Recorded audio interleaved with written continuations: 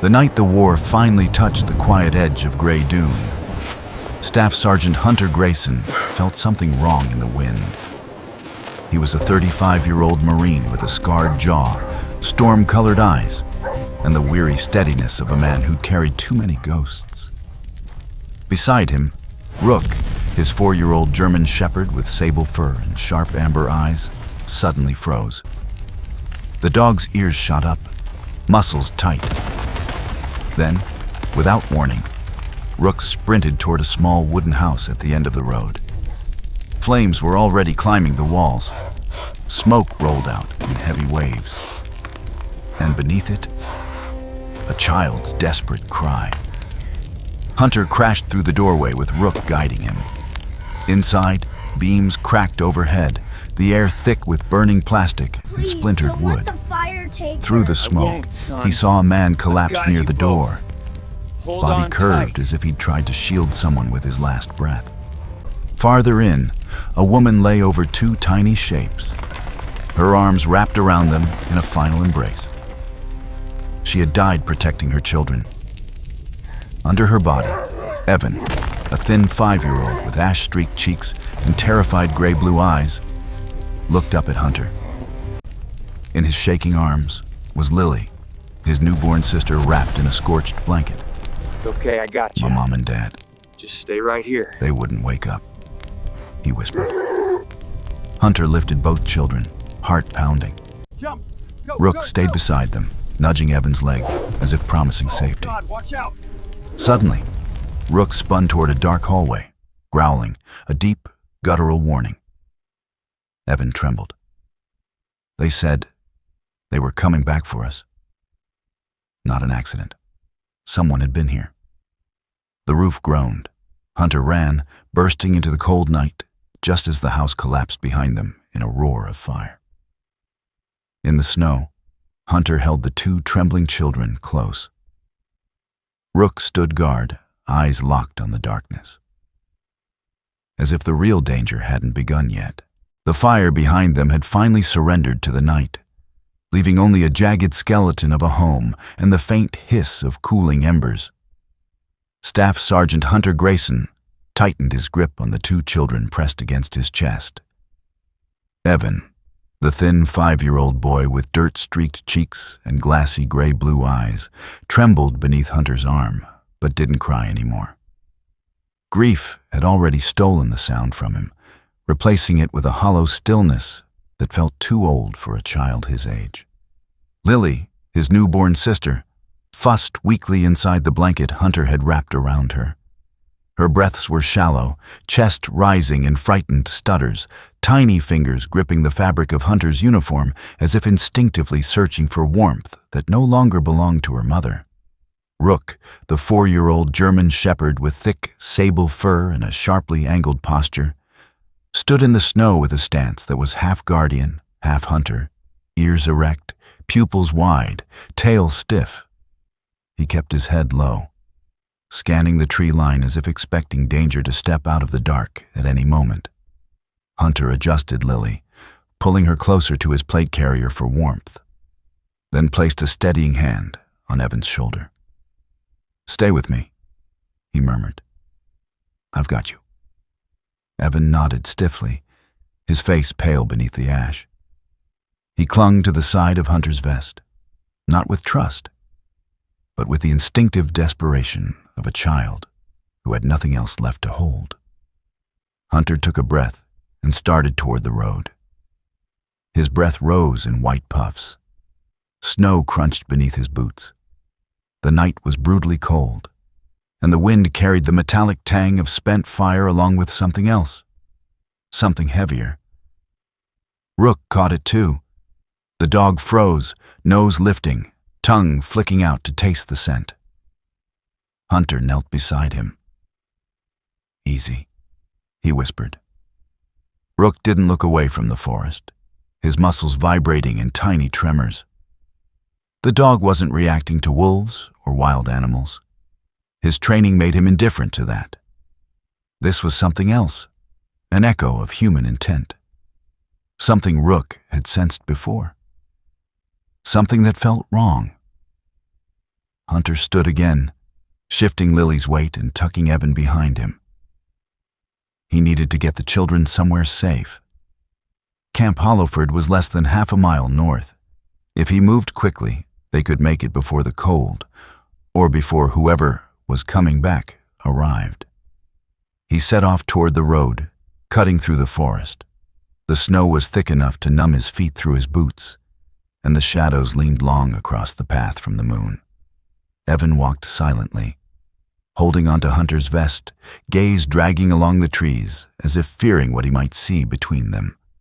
After several minutes of trudging through the snow, a pair of headlights appeared at the far end of the road.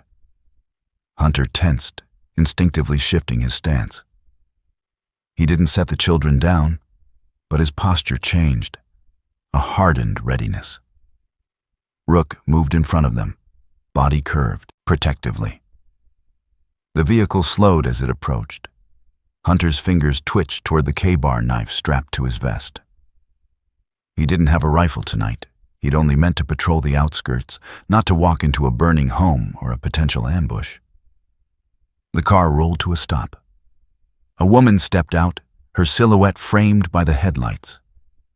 She was tall, lean, mid-30s, with a long winter coat, sharp cheekbones, and auburn hair tied in a tight, practical bun.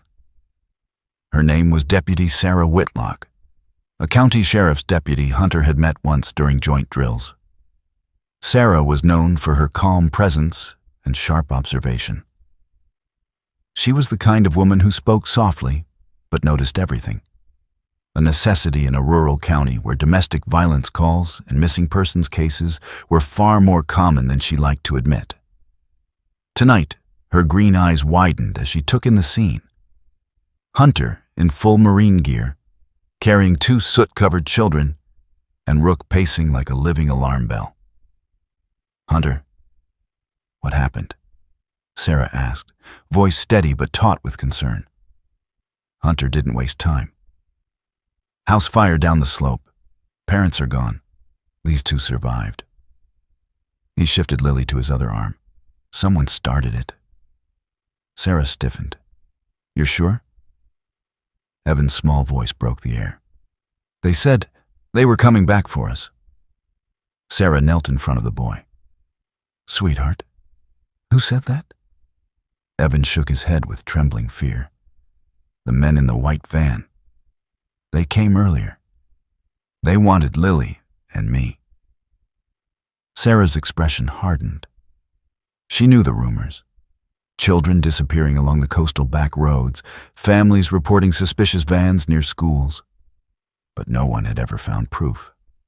Until now. She looked at Hunter. "Get them to Hollowford. I'll radio ahead." Hunter nodded. "Stay alert. Whoever did this might still be close." Sarah stood brushing snow from her coat. "I'm always alert." But as she watched Hunter move off into the darkness with the children and the dog, something cold wrapped around her ribs. She couldn't shake the feeling that she'd just stepped into a storm much larger than a house fire. Hunter walked quickly, each breath burning his lungs from the cold air. Rook stayed ahead, occasionally glancing back to check on Evan and Lily. The boy tripped once, falling into the snow with a sharp gasp. Hunter crouched and lifted him with one arm. "I won't let anything happen to you," he whispered. Evan buried his face against Hunter's neck. "They wanted to take Lily." Hunter's pulse spiked. "I know, buddy. I know." The forest thinned. The first fence line of Camp Hollowford came into view, barbed wire glinting under the moonlight. Just as Hunter stepped onto the last stretch of snow before the gate, Rook stopped so abruptly that Hunter nearly collided with him. The dog's body went rigid, tail straight, ears pinned forward. Then, slowly, Rook turned his head toward the destroyed house far behind them. His eyes didn't track movement. They tracked memory. And in that memory, something glowed faintly, like the imprint of a human silhouette where no human remained. Rook released a low, mournful growl, unlike anything Hunter had heard from him. A sound that carried not fear, but warning. Something in that burning home hadn't been finished yet. Something was still coming, and Rook knew it. Hunter swallowed, pressing Evan closer. "Let's get inside," he murmured. "Now." They reached the gate. A young Marine private, Private Nolan Briggs, barely 20, baby-faced with a dusting of freckles and an earnest, eager-to-please posture, rushed forward. "Staff Sergeant, what happened?" Hunter moved past him without slowing. "Medical bay. Call Lieutenant Stokes." Briggs nodded frantically and ran. Hunter entered the campgrounds, snow crunching beneath his boots, floodlights bathing the area in harsh white light. Rook stayed against his leg, still tense, still silent, still watching. When they reached the infirmary doors, Hunter turned to Evan and crouched. "You're safe now. No one's touching you or Lily, understand?" Evan nodded weakly. Lily whimpered. Rook pressed his nose gently to her tiny hand. For the first time since the fire, Hunter exhaled. But he didn't relax. Not fully. He couldn't. Because somewhere beyond the fences of Camp Hollowford, past the snow, the burned house, and the ghost of a family torn apart, someone was still out there, and they were not finished. Inside Camp Hollowford, the fluorescent lights of the infirmary cast a cold, pale glow on the white tile floors. Staff Sergeant Hunter Grayson pushed through the double doors with Evan still clinging to his vest and Lily bundled tightly against his chest. Rook padded in beside them, his claws clicking softly against the floor, head held high, eyes scanning every face, every shadow, every possible angle of threat. Even in the safety of the camp, the 4-year-old German Shepherd's muscles never relaxed. The dog had moved from instinct to duty the moment the burning house collapsed behind them. Lieutenant Megan Stokes approached from the far end of the room. She was in her early 30s, with dark hair tied into a neat ponytail, warm brown eyes behind rectangular glasses, and a slim, athletic build shaped by years of field security work. Her uniform was crisp, dark, and utilitarian. But her expression softened when she saw the children. Megan had always been one of the few in Hollowford who understood Hunter's obsessive attention to danger. She wasn't a Marine, but she carried herself like one. Calm under pressure, analytical, and steady. "Hunter," she said quietly, her gaze moving from Evan's shaking frame to the tiny face of Lily peeking from the blanket. "What happened?" "House fire. Parents didn't make it," Hunter replied, voice low. "Kids need medical care in a safe room." Megan nodded. "Bring them in." She reached out as if to touch Evan's shoulder, but the boy recoiled, clutching Hunter harder. Megan withdrew her hand gently. "It's okay, sweetheart. You're safe." Evan didn't respond. His eyes were blank, unfocused, not shock, but something deeper, more hollow. A child who had seen too much. Megan motioned toward the nearest exam bed, where a medic, Corpsman Eli Navarro, a man in his 40s with a thick salt and pepper beard, warm brown skin, and eyes that held a weary kindness, stepped forward. Navarro had once served 2 tours in Iraq before transitioning to medical work. His hands were steady even when the world was not. "I'll take the infant first," Navarro said. His voice carried the firm calm of a man who had lost patience before and refused to lose another. "Bring her here, Staff Sergeant." Hunter carefully placed Lily in Navarro's arms. The medic moved with a gentleness that contrasted sharply with his rugged appearance, his broad chest rising and falling steadily as he listened to Lily's breathing. "She's dehydrated and inhaled a dangerous amount of smoke," Navarro murmured. "But she's a fighter. We'll get her stabilized." Hunter exhaled slowly, shoulders relaxing a fraction. Meanwhile, Megan crouched in front of Evan again. "Evan, honey, Can you tell me if anything hurts?" The boy shook his head, but his voice trembled. "I just want Lily."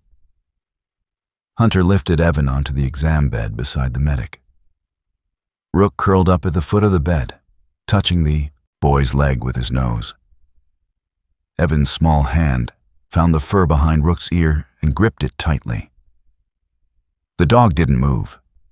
As Megan turned to gather paperwork, the infirmary doors opened again.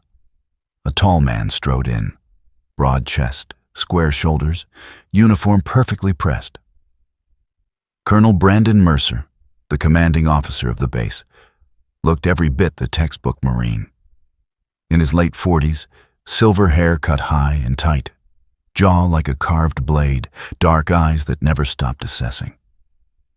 Years of command responsibility had etched lines into his face. Lines carved by orders given, lives lost, and decisions that never stopped echoing. He stopped at the sight of Hunter and the children. "Staff Sergeant Grayson, report." Hunter stiffened. "House fire, civilian casualties?" Mercer's gaze sharpened. "Cause?" Hunter hesitated. "Arson. Likely intentional." Megan glanced sharply at him. She hadn't heard that part yet. Mercer folded his arms. "Explain." Hunter nodded toward Evan. "Kid said men in a white van came earlier. Tried to take him and his sister." Mercer's jaw clenched, but his expression didn't change. "You're certain he wasn't disoriented from trauma?" Before Hunter could answer, Evan whispered from the bed. "They said they'd come back."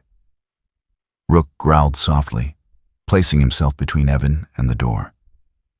Mercer exhaled through his nose. "Noted. Stokes, secure the front gate. Double patrol on the perimeter. I want all incoming vehicles logged." Megan nodded and stepped outside to make the calls. Hunter approached Navarro. "How bad?" "She'll live," Navarro answered. "Both will." Then he lowered his voice. "Someone meant for them to die. And someone meant for others to pick them up after they ran. That's not random." Hunter already knew. While Hunter spoke with Navarro, Rook suddenly lifted his head. His ears snapped forward, his back arched, and his eyes fixed on the infirmary window, on something outside that no human could hear or see. The dog's lips pulled back slightly, not in aggression, but in fear. Hunter froze. Rook never displayed fear. The German shepherd took one step backward toward Evan and Lily and positioned himself in front of them, staring into the snowy darkness beyond the glass. Megan re-entered the room just in time to see it. "What's wrong with him?" Hunter didn't answer at first, because he had seen that reaction only once before. Years ago in a desert village where a child had been taken moments before an attack. Rook wasn't reacting to sound, or smell, or movement. He was reacting to a presence, something familiar, something returning. Hunter whispered, "They're not done." Evan squeezed Rook's fur harder. Lily whimpered from the bed, and for a moment even the fluorescent lights felt too quiet, like the world was holding its breath. Mercer broke the silence. "Grayson, my office. Now." Hunter didn't want to leave. The children. But Mercer's tone was non-negotiable. He squeezed Evan's shoulder. "I'll be back." Rook protested with a low whine, pacing between Hunter and the children as if trying to tether him in place. "I know," Hunter whispered to the dog. "Watch them." He followed Mercer out of the infirmary and across the snow-packed courtyard. The colonel's office was warm, wood-paneled, decorated with commendation plaques and a faded flag folded in a shadow box. On his desk sat a framed photo of Mercer as a younger Marine beside a woman with bright eyes and a toddler on her hip. The photo was too old for that child to still be young, but the expression on Mercer's face carried the heavy memory of a man who once had a family and lost it long before the war ever reached him. Mercer motioned Hunter to sit. What you're claiming has implications. Political, operational, criminal. Hunter met his gaze. Sir, someone targeted those kids, and they were going to collect them after the parents were dead. Mercer tapped a knuckle on his desk. You believe this ties to the missing child cases from the past year? Hunter nodded. It matches the pattern. Mercer went silent for a long moment. Then he said, very quietly, I lost a daughter once. His voice didn't break, but it darkened. If someone is stealing children under my command's jurisdiction, they will not make it out of this county alive. Hunter didn't speak. He didn't need to. Mercer straightened. Here's what we're doing. You stay with the kids until morning. Stokes and Briggs will set external security. Navarro will care for them physically, but you, he pointed at Hunter, you're the shield. Rook is the alarm. Hunter stood. Understood.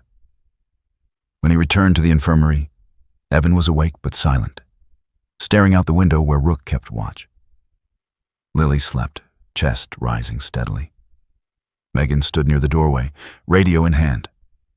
Evan reached out when he saw Hunter, small fingers trembling. Don't leave, please. Hunter knelt beside him, placing a steady hand on the boy's back. I won't. Not tonight. Not ever again. Outside, snow began to fall again, soft flakes drifting down over Camp Hollowford's fences, covering the footprints of whatever had passed through the darkness earlier. Rook stayed at the window, breathing slow, steady, unblinking, waiting, watching for what he knew would return. The snow had thickened by the time Staff Sergeant Hunter Grayson left Colonel Mercer's office and returned across the dimly lit courtyard of Camp Hollowford. Floodlights hummed overhead, casting pale halos across the snow-packed ground. The camp was quieter now, its usual nighttime rhythm disrupted by the emergency calls Megan had issued. Patrol teams were doubling their routes. The front gate was locked down. Hunter could feel the shift in the air, the same way he'd felt before insurgent raids overseas. A pressure, a waiting, a presence just beyond sight. Rook was sitting at the infirmary door when Hunter approached. The 4-year-old German Shepherd's sable fur was dusted with snow, and his amber eyes glowed in the low light like coals banked for heat. His posture was tense but focused, head slightly lowered, ears flicking at sounds only he could catch. When Hunter reached him, the dog rose silently and pressed his head briefly against Hunter's hip before walking beside him into the infirmary. Inside, warmth enveloped them. Evan sat curled on a cot near the wall, wrapped in a gray military blanket. The boy's small frame seemed even smaller, without the darkness of night masking him. His knees were pulled to his chest, his thin fingers knotted tightly under his chin. And his eyes, those pale gray-blue mirrors of trauma, followed Hunter the moment he entered. Lily slept beside him in an improvised infant bed made from stacked blankets and a padded evacuation kit. Lieutenant Megan Stokes stood at a nearby desk, radio clipped to her collar, filling out a report. She looked up as Hunter approached. Mercer briefed you? Enough, Hunter said quietly. Megan leaned against the desk, hands on the edge, knuckles white.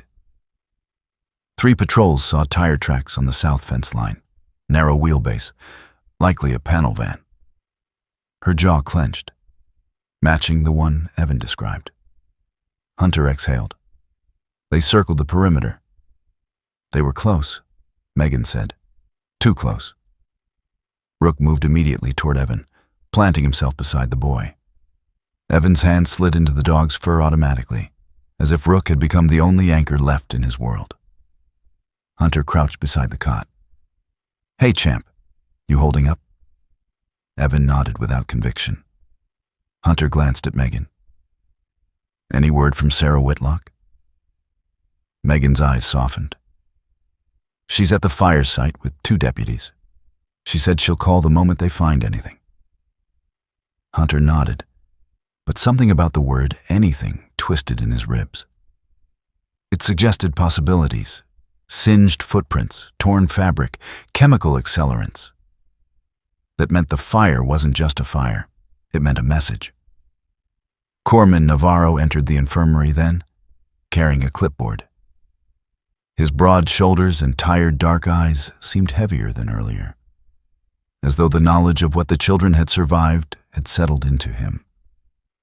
He had tied his graying beard into a slight braid to keep it out of the shelf way while working, an old naval habit he'd said once. "Lily's stable," Navarro reported.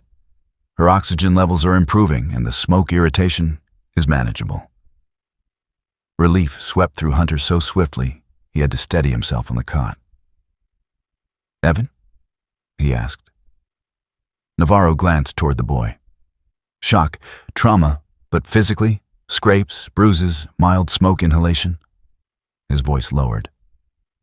"It's his mind that's hurting." Hunter nodded, understanding. He had seen grown Marines freeze under the weight of grief.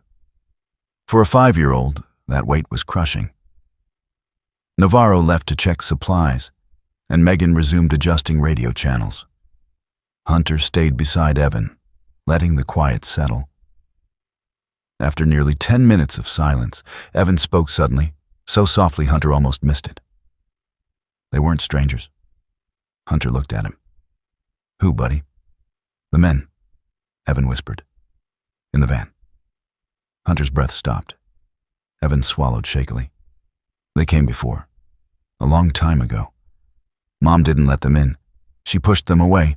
She yelled." His eyes filled with tears, he fought back fiercely. "They said they'd come back for us." Hunter felt his own pulse quicken. The fire hadn't been a random attack. It had been a return. Megan walked closer, listening carefully. "Did you hear their voices? See their faces?" Evan shook his head. "Just shadows. They stayed in the van. One had a hood, the other wore gloves. But..." He hesitated. "They talked like they were happy Mom was scared." Hunter clenched his jaw hard enough to ache. Megan placed a gentle hand on Evan's shoulder. "Thank you for telling us. You're very brave." Evan didn't respond, just pressed closer to Rook, burying his face into the dog's fur.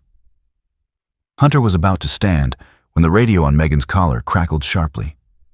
"Stokes, Whitlock here. We found something." Megan tapped her radio. "What kind of something?"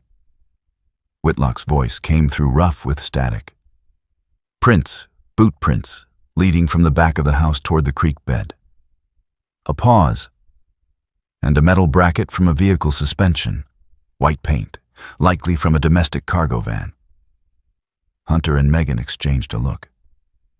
"They were watching from the tree line," Whitlock added. "Before the fire, after it too." Evan trembled violently. Hunter took the radio from Megan's hand. "Sarah? Any sign they doubled back toward the camp?" Silence. Then Sarah's voice, lower this time. "Hunter, there's another set of prints. Smaller, lighter. Looks like someone stood near the road long after the fire went out. Could have been scouting roads." Hunter's stomach turned. Scouting meant intent. Intent meant a plan. And plans rarely ended with a single attempt. "Keep searching," he said. Megan turned to Hunter. "We need to move them to a secure barracks. This infirmary has too many windows." Hunter looked at Evan and Lily and realized Megan was right. As Megan began gathering blankets, Rook suddenly stood, stiffening from nose to tail. His pupils widened, ears drawn sharply forward. Then he did something Hunter had seen only twice in combat zones overseas. He backed away from the infirmary window. Slowly, step by step, never breaking eye contact with the dark glass. His breath grew shallow, and a low, terrified whimper escaped his throat, the kind canines made only when sensing something deeply, primally wrong. Hunter felt the hairs rise on his neck. "Rook!" The dog didn't blink. Evan grabbed Rook's collar, whispering, "It's them, isn't it?" Hunter moved to the window. He saw nothing, but he knew better than to trust sight over instinct. Rook wasn't warning of movement. He was warning of presence. Somebody was out there, watching the base, watching the children, close enough for Rook to feel. Megan grabbed her radio. "All units. Possible movement north quadrant. Full alert." Floodlights outside flickered on, turning the snow into a white battlefield of shadows. Rook pressed himself between Evan and Lily, shuddering with protective instinct. Hunter placed a hand on Evan's back. "We're moving now." The boy nodded, clutching Rook so tightly the dog leaned to balance their weight. Hunter carried Lily while Megan guided Evan and Rook down the hallway. Two Marines, Sergeant Paul Renner, a stocky man in his mid-30s with a reddish beard and tired hazel eyes, and Private Jalen Ward, a tall 19-year-old with a nervous expression and long limbs he hadn't fully grown into, joined the escort team. Renner gave Hunter a grim nod. "Perimeters lit up. Some of the sensors tripped, but we didn't see movement." Hunter didn't slow. "Trust the dog. He saw something." Renner adjusted his rifle. "Then I'm trusting the dog." They crossed the camp toward the secure barracks near the armory, a fortified building meant for high-risk personnel. Rook stayed close to Evan, body blocking every step behind them. Inside, the barracks room was small, windowless, with 2 bunks, 1 cot, and thick steel walls. Hunter laid Lily on the cot and helped Evan climb onto the bunk. Rook sat at the foot of the bed, facing the door. Megan locked the steel door behind them. Outside, the alarm sirens finally cut through the night. Hunter stood in the center of the room, exhaling slowly. The threat wasn't gone. It had simply announced itself. The secure barracks was built like a bunker. Reinforced concrete walls, steel door, no windows, and a faint hum from the ventilation unit hidden behind its metal grates. Staff Sergeant Hunter Grayson stood near the only entrance, arms folded tight across his chest, listening to every sound in the hallway outside. The shuffle of boots, the distant clatter of rifles being checked for night patrol, the wind slamming against the frozen flagpole. Inside the room, Evan sat on the lower bunk, his small frame wrapped in a thick blanket that swallowed most of his body. The boy's gray-blue eyes were locked on Rook, as if the dog's presence was the only stable thing left in his collapsing world. Lily slept in the cot, breathing softly. Rook lay across the floor in front of both children, head resting on his paws, eyes half-lidded but alert, always alert, tracking Hunter's movements like a second heartbeat. Lieutenant Megan Stokes sat at the small table bolted to the floor. She looked more exhausted than she admitted. Her normally sharp brown eyes were rimmed with red, her dark hair pulled back too tightly as if she needed something to anchor her own fear. But she carried herself with the same clean, disciplined posture she always had. Calm, analytical, quietly fierce. She was reviewing footage from the camp's perimeter cameras, her finger pausing occasionally over a static glitch. "Still nothing," she murmured. Hunter stepped closer. Rook didn't see nothing. Something was out there. Megan glanced at the dog. Sometimes instinct is stronger than a camera lens. "Especially his," Hunter answered.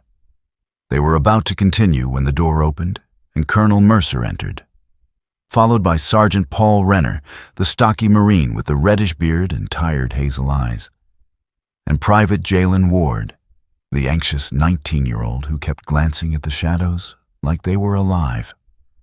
Mercer's presence filled the room instantly. He had the kind of build and posture that made the air draw tight. Broad shoulders, rigid spine, cold authority in every step. Lines cut deep into the corners of his eyes, and the silver in his hair caught the barracks' yellow light like frost. "Status?" he asked. "Kids are stable," Megan said. "Dogs uneasy." "Dogs never wrong," Hunter added. Mercer nodded once, slow and heavy. "Then we proceed as if someone is watching us. Renner, Ward, hold the outer hall. No one enters without my say-so." Renner nodded with calm professionalism. Ward swallowed hard and tightened his grip on his rifle. The colonel turned to Hunter. "Grayson, you stay here with the children. I need your instincts. And your dog." Hunter nodded. "We're not going anywhere." Mercer hesitated then. Just a breath, barely visible. Whitlock found tire tracks leading into the forest, footprints beside them. 2 sets, adult male, average build. One heavier, drags his right foot slightly. The other is lighter, maybe late 20s. No prints moving away from the site. Megan frowned, meaning they didn't leave on foot. "Meaning," Mercer said, "they left in the van, and they were closer to the camp than we expected." Hunter felt something coil inside him. "They'll come back." Mercer's jaw tightened. "Yes, they will. And when they do, we'll be ready." He stepped out, Renner and Ward following. The room fell into a heavy silence after the door sealed shut. Evan's small voice finally broke it. "Are they coming tonight?" Hunter approached the bunk, kneeling to meet the boy's eyes. "If they do, they won't get past me. And they won't get past Rook." Rook lifted his head slightly, as if acknowledging his name, then placed one paw gently on Evan's foot. Evan relaxed a little at the touch. Megan closed the laptop. "We'll keep shifts." "You need rest, Hunter?" "Not happening," Hunter replied. "Not while they're breathing that same cold air." Megan sighed. "You can't protect them if you collapse." Hunter didn't answer. For several minutes, the only sounds were Rook's steady breaths and the distant howl of winter wind. Then the lights flickered. Just once. Hunter's hand immediately went to the K-bar strapped to his thigh. Megan stood up sharply. Evan tensed. Lily whimpered in her sleep. Rook shot to his feet so fast the bunk rattled. His fur bristled along his spine, tail stiff, muzzle pointed at the door. Hunter grabbed his radio. "Renner, Ward, report." No response. He tried again. "Renner, Ward, copy." Nothing. Megan checked her own channel. No signal. Something's interfering. Hunter's pulse hammered. "Someone jamming us?" "On a local level," Megan whispered. "Something nearby." Rook suddenly backed up, not toward the door, but toward Lily's cot, planting himself in front of her and Evan. His growl deepened, not loud, but low and vibrating like something pulled tight and ready to snap. Then he did something no one in the room had ever seen. He looked up, straight at the ceiling. Hunter's breath halted. "Rook, what do you see?" The dog's eyes remained locked above them. Megan followed his gaze slowly. The ventilation grate, the room's only vulnerable point. Hunter stepped under it and listened. At first, there was nothing, just the faint hum of air. Then he heard it, a scrape, soft, metallic, as if someone were crawling across the vent system. He backed away, voice low. "We need to move." The grate shook, just once, barely visible, but enough. Evan gasped quietly. They really came." Hunter grabbed Lily, lifting her to his chest. "Megan, grab Evan. Move to the corner." Megan scooped Evan up and pressed herself to the wall. The grate rattled again. A line of dust spilled down. Hunter raised his voice toward the ceiling. "Whoever you are, you just made the biggest mistake of your life." Rook barked, sharply, once, twice, like a warning shot. Then suddenly, the rattling stopped. Not because the threat had gone, but because it was repositioning. Hunter pointed at the door. "We're moving, now." Megan sprinted to override the lock. The door hissed open. Renner and Ward were in the hall, alive, rifles raised, confused. "What happened?" Renner demanded. "Vent contact," Hunter said. "We're relocating." Ward paled. "They're inside the ducts?" "Move!" Megan snapped. They rushed the children out. Rook stayed behind for 1 second, staring at the vent with a snarl that looked almost human. Then he ran after them. They moved fast through the barracks hallway, Hunter carrying Lily, Megan guiding Evan with her free hand, Renner covering the rear. Ward jogged ahead, hands shaking. They reached the armory wing, reinforced steel, multiple guards, and an underground shelter Mercer rarely allowed anyone to use. Colonel Mercer met them there, weapon drawn. He looked like a man carved out of iron, his posture taut as a drawn bowstring. "I heard the alarms." "Explain." "Vent breach," Hunter said. "They're in the ducts." Mercer's eyes flashed. Pain, memory, rage. "Then we seal the vents and lock down every entry. Stokes, get 2 men to sweep the ductwork." Megan nodded and sprinted off. Mercer placed a heavy hand on Hunter's shoulder. "You did right. They want the children, but they won't get them. Not while I'm here." Hunter looked at Evan, shaking, clutching Rook's fur like a life raft, and at Lily, blinking weakly in his arms. "No," he whispered. "They won't." The armory shelter was colder than the rest of the base. Reinforced concrete walls absorbed winter like stone lungs, exhaling the chill back into the air. Staff Sergeant Hunter Grayson stood with his back to Lily's cot, arms braced against the metal table behind him. His broad shoulders rose and fell with slow, controlled breaths. The adrenaline from the vent breach still coursed through him, making each breath feel too sharp, too loud. Evan sat on the lower bunk beside Rook, wrapped in 2 thick blankets. The boy's gray-blue eyes were wide, unfocused, drifting toward the vent above the door with a fear that made his small hands shake even when he tried to hide it. Rook, the 4-year-old German shepherd with sable fur now standing bristled along his spine, positioned himself protectively between Evan and the door. His ears flicked at every sound, every breath, every clink of equipment from the armory hallway. He wasn't lying down. He wasn't resting. He was waiting. Lieutenant Megan Stokes paced near the sealed entrance, checking her radio every 30 seconds, even though the signal was still jammed. Her sharp jawline clenched in irritation, worry, or both. A lock of her dark hair had slipped from her ponytail. Something that never happened unless she'd been running or fighting. "Still nothing," she muttered. "Whoever's jamming us knows exactly what frequency we use." Hunter didn't respond at first. His mind was turning through the details like gears grinding under pressure. Someone crawling through vents, someone jamming signals locally, someone who knew the base layout better than an outsider should. Colonel Mercer slammed through the armory's outer door, boots echoing sharply across the concrete. Behind him was Chief Warrant Officer Raymond Holt, a tall, lean man in his late 40s with deep-set eyes, a shaved jaw, and a long, sharp nose that made his face look perpetually focused.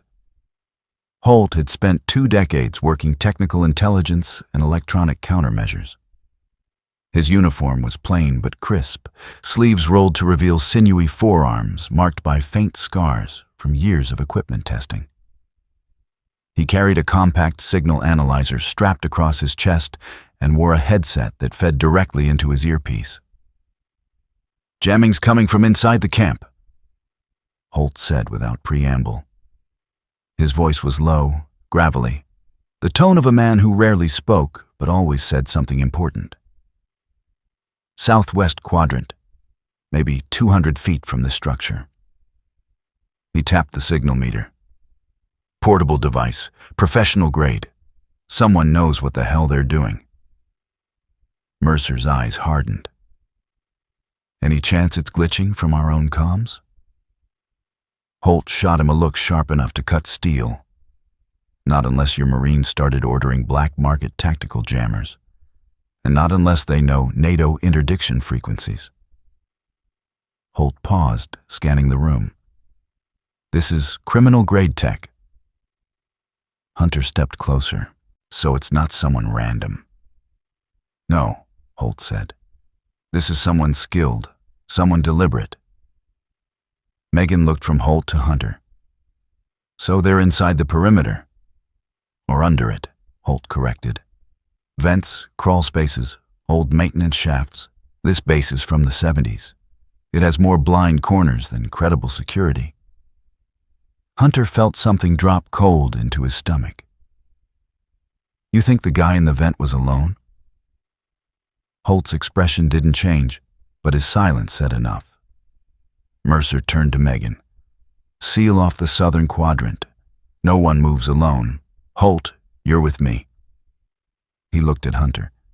Stay with the kids. Nobody is safer than they are with you and that dog. The colonel and Holt left, door slamming behind them. Hunter returned to the bunk. Evan's breathing hitched. Are they coming back? Hunter rested a hand on the boy's shoulder. Not if I'm standing here. Evan swallowed hard. You promise? Hunter felt his chest twist. He'd given promises before. Some he couldn't keep. But to this boy, who had lost both parents within hours, who clung to life through the smoke and the fire, he spoke with certainty. I do. And so does Rook. Rook nudged Evan's leg, tail staying low but steady. Megan stepped closer to Hunter. This is escalating. I know. It feels organized, she added. Structured. They didn't just show up to burn a house. They're hunting something.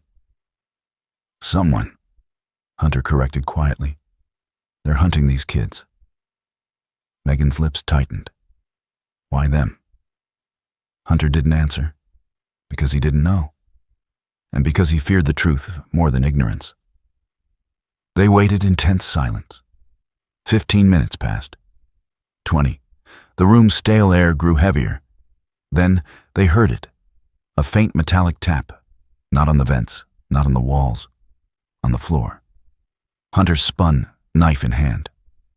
Rook lunged to his feet, issuing a sharp, warning bark that made Evan jolt. Megan pulled her handgun from her holster. The tap came again, closer, like fingers brushing metal. Hunter pointed to the corner. Megan, lights low. She dimmed the room. Shadows swallowed the corners instantly. Tap, tap, slide. Hunter crouched, pressing a palm to the floor.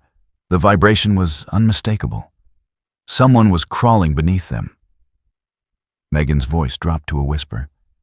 There shouldn't be access tunnels here. This wing was remodeled. Hunter shook his head. They're not in a tunnel. They're between layers, under the subfloor. Rook pushed forward, barking again, this time deeper, more furious. Hunter grabbed the dog's harness with one hand and Lily's cot with the other. Evan's voice quivered. They got inside. Hunter's muscles locked. He leaned closer to the floor, listening. The sliding sound stopped. Silence fell like a trap. A voice, thin, muffled, disembodied, echoed through the floor. A whisper. Soft. Chilling. Deliberate. Ivan. The boy froze. Megan's eyes widened in horror. Rook snarled, every muscle firing rigid, teeth bared at the floor. Hunter felt a cold rage he hadn't felt since the war rise through his chest like fire. Someone was speaking to the boy through the subfloor. Someone who knew his name. Someone who wanted him enough to crawl through ventilation shafts and blind corners just to get inches beneath him. Evan grabbed Hunter's sleeve, trembling violently. "That's them." That's the voice from the van. Hunter moved fast. He grabbed Rook's harness, pulling him close.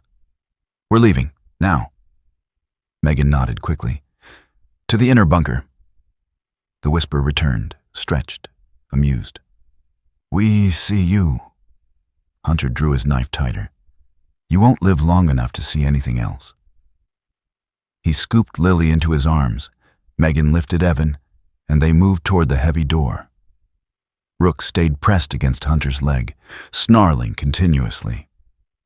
The floor creaked behind them, metal shifting as someone crawled beneath the surface, following the vibrations of their steps.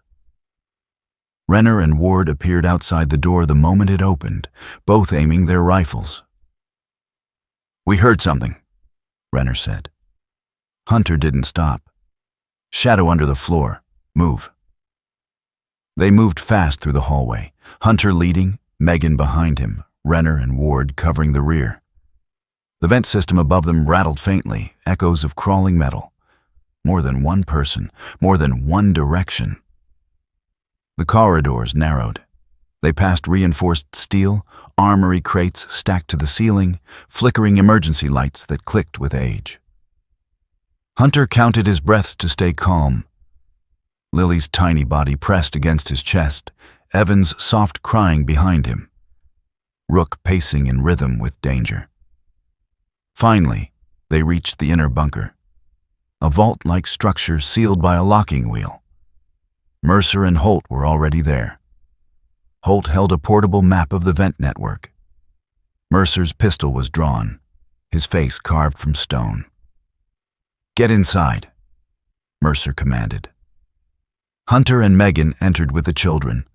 Rook darted in behind them. As the door sealed, thick and final, Hunter heard one last thing echo down the hallway. A faint scrape, followed by a laugh, a quiet, chilling laugh that carried the promise of return. The inner bunker was designed for nuclear impact, not peace of mind. Its walls were slabs of steel and concrete, so thick the air inside felt stale even before the door sealed shut. Staff Sergeant Hunter Grayson stood still for a moment, adjusting Lily's weight in his arms. The newborn slept lightly, her breath small and uneven, unaware of the crawling danger that had been inches beneath her minutes before. Evan clung to Megan Stokes' sleeve, his small fingers trembling even in the warmer bunker air. Rook stayed in the center of the group, his sable fur on end, head swiveling as he took in every dark corner. He wasn't pacing, he wasn't barking, he was listening. Colonel Mercer locked the wheel on the vault door until the metal squealed. "This is as far inside as you can get without digging a hole to the Earth's core," he muttered. But even he didn't sound convinced they were safe. Chief Holt set down his signal analyzer and scanned the room. "Jamming's weaker in here," he said, tapping the device with a lean, calloused finger. "But it's still active. Whoever's running the interference, they're close enough that the bunker doesn't fully block them." Hunter lowered Lily onto a cot and tucked a thicker blanket around her. Her small face was pale, her eyelids fluttering with the aftershocks of smoke inhalation and fear. Evan climbed onto the cot beside her, eyes fixed on Hunter. Hunter's voice softened. "You did everything right," he said. "You held on to her. You kept her safe." The boy's lower lip trembled.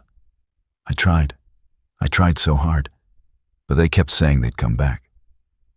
"They won't touch you again," Hunter said. And though the words were steady, inside he carried a familiar tension, an old, buried fear of losing someone he was supposed to protect. Megan sat beside Evan, one hand on his back, her dark ponytail falling slightly over her shoulder. The lieutenant was fiercely competent, but here, in the dim bunker light, her exhaustion was showing in the faint shadows beneath her hazel eyes. "We're going to figure this out," she said quietly. "All of it."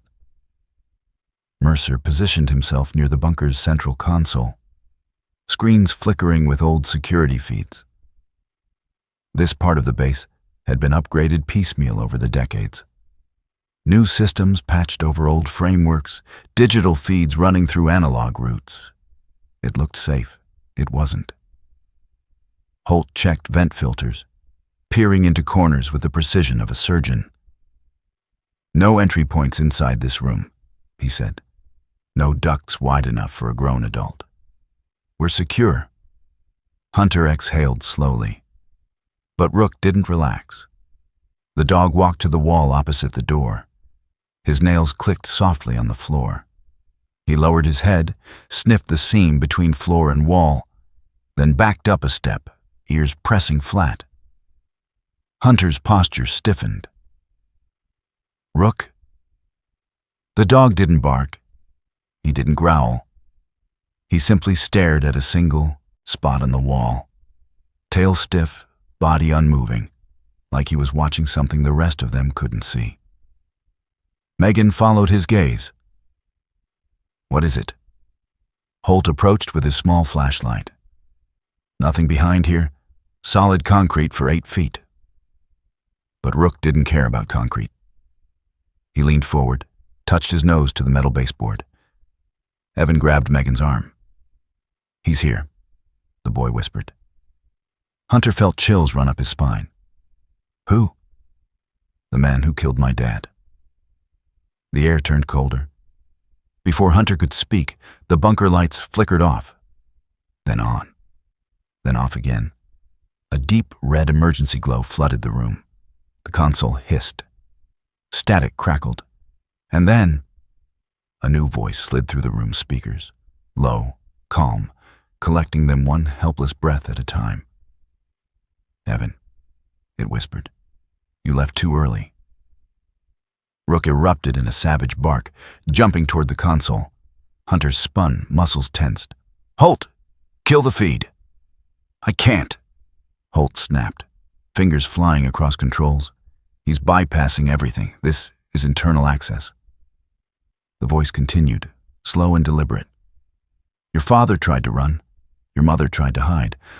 But we finish what we start." Evan screamed. Megan shielded him instantly, wrapping her arms around his small, shaking frame. Hunter's jaw clenched hard enough to hurt. "What do you want?" he demanded. The voice chuckled softly. "Only what we're owed." Metal scraped above them. Rook snapped upward, barking at the ceiling. The red light made his eyes glow gold, like a warning from something ancient. The voice faded, replaced by one last hiss of static. Something slammed against the bunker from outside, something heavy. Mercer strode toward the door. "No one opens that?" Hunter snapped. "He wants us to panic." "We need to know what hit us," Mercer countered. Holt listened against the door. "Not a breaching charge?" he said. "Something thrown at it?" A metallic clatter rolled across the hallway. Then silence. Megan whispered, "Hunter, this feels like they're testing us." "They are," Hunter replied. "They're finding weak points." Rook paced again, muscles coiled tight. Evan clung closer to Megan, his eyes darting wildly. "He found us again. He always finds—" Hunter knelt in front of him. "Listen to me," he said firmly. "Your father didn't die for nothing. Your mother didn't shield you for nothing. You're alive because they believed you could be saved." Evan sniffed hard through tears. "But he said—" "I don't care what he said." Hunter placed a hand on the boy's shoulder. "I care that you're here, and I'm here, and Rook's here. Nothing gets past all three of us." For the first time, Evan nodded without trembling. Then another sound rose faintly. Not outside the bunker this time, inside the console. Holt tore open the panel and froze. Oh God. A small camera. Lens stared back at him. Someone had hidden it inside the bunker months ago, then reactivated it remotely. Holt ripped it out and smashed it on the floor, breathing hard. "We're compromised." Mercer rubbed a hand over his face. Damn it. How many of these could be on base? Enough to map every blind spot, Holt said grimly. Hunter looked at Rook. The dog had gone still again, staring at the wall where the emergency red light flickered painfully. His ears slowly pushed forward, not in fear, in recognition, like he could hear something far away. Someone far away. Hunter lowered his voice. "He's still listening." Holt nodded grimly. "And if he's listening, he's planning something," Mercer finished. Hunter knew one thing with certainty. This wasn't a random attack, not revenge, not chaos. A hunt, a ritualized one. And the children were the targets. He tightened Lily's blanket and pulled Evan closer, his instincts rising like fire beneath his skin. "We hold until daylight," Mercer said. "At sunrise, we sweep the base with full teams." Hunter shook his head. "Sunrise is too late." Everyone turned to him. Megan's voice trembled. "Then when?" Hunter's eyes shifted to the door, then to the ceiling, then to the dark corner where the now dead camera had been. His jaw squared. "Tonight," he said. "We end this tonight." Rook pressed against his leg, as if he agreed. When stories like this come to an end, we are reminded that miracles rarely arrive with thunder or light. Sometimes they come in the shape of a frightened child who survives the impossible, a loyal dog who senses danger before any human can, or a weary soldier who still chooses compassion when the world gives him every reason to harden. In moments like these, we are invited to believe that there is a hand greater than ours guiding the broken, lifting the fallen, and giving strength to those who feel they have none left. Perhaps God's miracles are not always loud.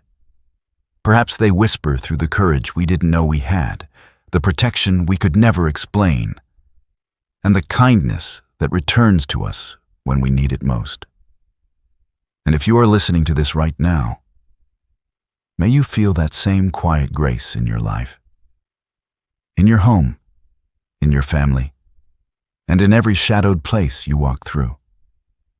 If this story touched you, share it with someone who might need a reminder that hope is still alive, even in the darkest corners. Leave a comment and tell us what part stayed with you. And if you want more stories of courage, compassion, and the unseen miracles that surround us, subscribe to the channel so you never miss the next chapter. May God watch over you, protect your loved ones, and bring light to every room you step into.